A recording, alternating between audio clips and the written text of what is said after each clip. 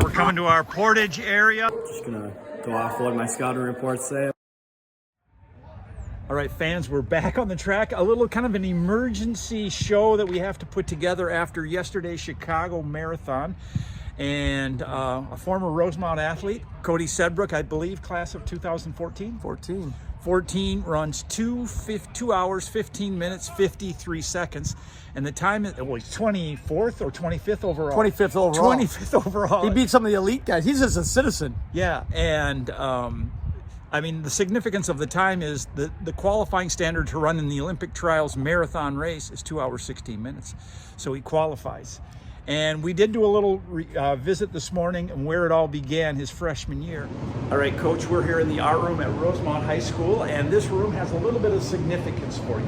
Why is that? Well, in the spring of 2011, I'm assigned, or maybe technically it's winter of 2011, my duty was ISS. Which was at the back of the art room. Which was in the art room. While art class was going on. No, there's no class. I had it at times when art class was going on. Oh, no, we didn't have that. The art would be on the other side, the other room.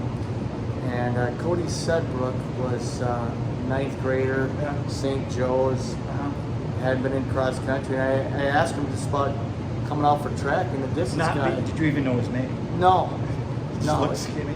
No, he just looked like a guy that, could do something, and he was just a young ninth grader, and he was a swimmer. I didn't know that at the time, and we just kind of started talking. I just encouraged him to come out and talk to him again the next day, and he said, "Yeah, I think I'll come out for track."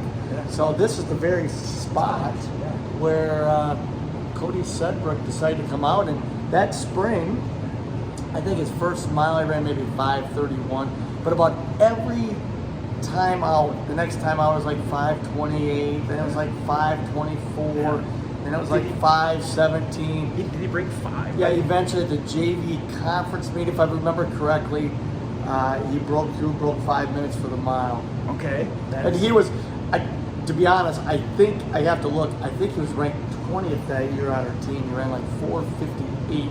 Okay. Point something. Yeah, that was about 20th on our. That was about 20th on our team that year. Now he's a 2:15 marathoner at Chicago. He averages, to do that, you have to average about 5:10 per mile. Wow. So just to put that in perspective, I mean, he couldn't do that starting out. Yeah. And all it took training. Right. Even for him to break 10 minutes for the 2 mile, which he did his senior year, he broke 10 minutes for the 2 mile. Yeah. So that took a little time as well. That's cool. Faster in the mile each time, and typically we try to get the guys down in the mile first before they move them up to some other distances. And then he's a swimmer. Yeah. Which I didn't really know at the time, but he was a swimmer. So he didn't run cross country his sophomore year. He was doing fall swimming. Yeah. And then his sophomore year at track, he continued to develop. I think he broke 10:20. I know that. I'm sure we talked to him about doing cross even as sophomore. It just didn't happen. No, it didn't. And he broke 10:20 for 2 mile, and he got a little bit faster than a mile. But he came out his junior year for cross. And he was on and off our varsity all fall, and he ended up being on our. He's on our tournament team, top 9, but he didn't run in the section with me his junior year. But he's a great teammate and everything else.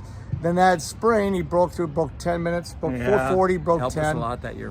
Senior year, had a great cross country season. We had a real good, solid team. Yeah, I think I'll put some of those results in there. Okay, he had a good, and he was on our team like he was always in our top 5. Right. Yep. He wasn't our top, but he was kind of our middle of our top 5. I think even at those years, he was probably more serious about swimming. Probably. A little bit. Yeah. And we always felt like we were trying to get him to just which was all right. That's part of the heart of that. That's part of our program, getting multi-sport athletes. Yeah, we have a lot of multi-sport guys. We help him with that. And then the spring, he kind of plateaued from the previous year, coming off a long swim season and everything else. But he decided that he wanted to compete in college, and it was going to be in cross country track. He was going to go to UMD, and I just happened to know the coach there, Paul Nicias. And Paul Nicias had graduated from Duluth Central my year. I went to compete against him in high school. Ran at UMD, and he was now the coach at UMD. He had taken over for John Folkrod. Paul had started at Wisconsin Superior, took over for Folkrod. Anyways, so roster situation, do you let him on or not? Yeah. And so he contacts me, and I said, This is a guy, his best years are ahead of him. He's got a great attitude. He's a hard worker.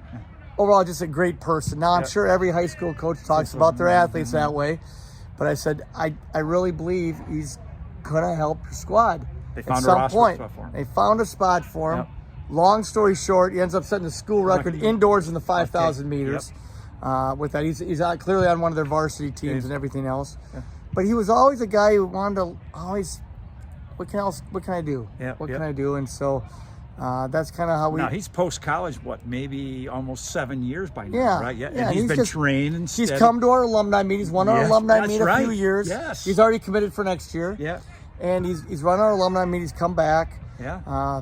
You know, his parents still live in or they did. I don't know if they've sold or not. They're living off of Shannon Parkway. But he's done some Twin Cities, like 10-milers. I don't know if he's ever run the Well, Twin one year he came to our alumni meet. He had gone on a training run. That's right. A day or 2 days earlier, he'd done like 25, 26 miles. Came and ran the 2 mile. But always had a great attitude, always cheerful, things like that. That's one thing I'll say that hasn't changed about him. Still just a great guy. Yeah.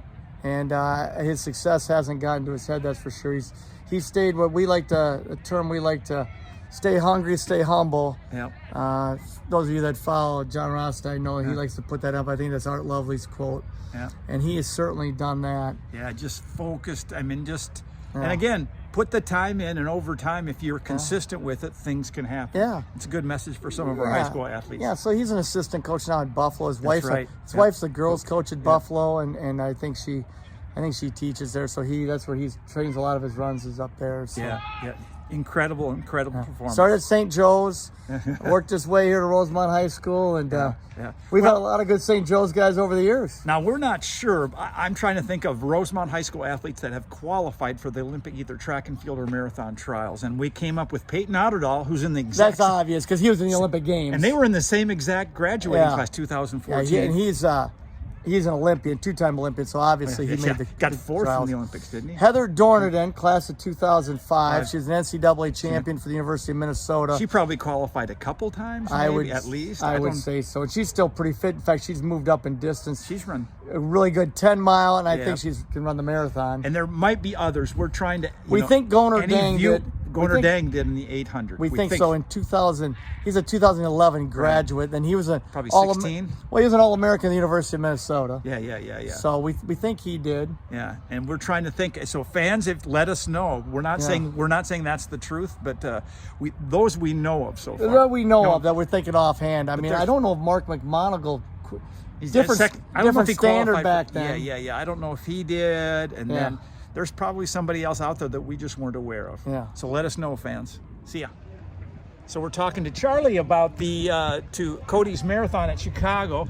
Charlie, kind of relate the story. You were texting him after the race, right? What kind of information do you have for us from that race? Well, so during the race, I was watching it. He went through in 107.30, and I thought, boy, that's pretty fast. You thought maybe, because he has had a couple of races, a few years ago where he kind of struggled to finish, right? Yeah, well, I think last year he ran 2:25 there at Chicago. Yeah. So that pace is 10 minutes faster. That's That's quite a jump.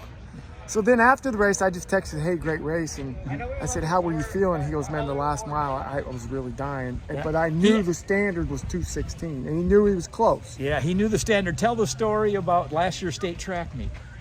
Oh, at the last year's state track meet, we're sitting there talking, and we're talking about the Olympic trial standard. And he goes, they just moved it again. It's 2:16, which is incredibly hard. Right, so they toughened it. They toughened it. And he knew exactly what he had to do. Yeah. So with a mile to go, he looked at his watch and realized he had to dig. He had to actually pick it up. He had to pick up the pace. And when you're paying, that's almost, in a marathon, is almost impossible. Well, and then he had to go up the bridge there. There's a bridge you go up like about 3/4 of a mile from the finish. Okay. And it's an uphill. And it's when you're dead, that's hard. Wow. And you followed the information on Strava, right? Yeah. And he ran the last quarter in 63, which is just unbelievable. But he said, you know what? I wanted this, So mentally, it was hard. Yeah. But he was determined to get it done. And 2:16 was in his brain the whole way, right? That's what he wanted. That's the Olympic amazing. trials. That's amazing. It is. Thanks, Charlie. Press 03, Jason Swarford. 45, 46.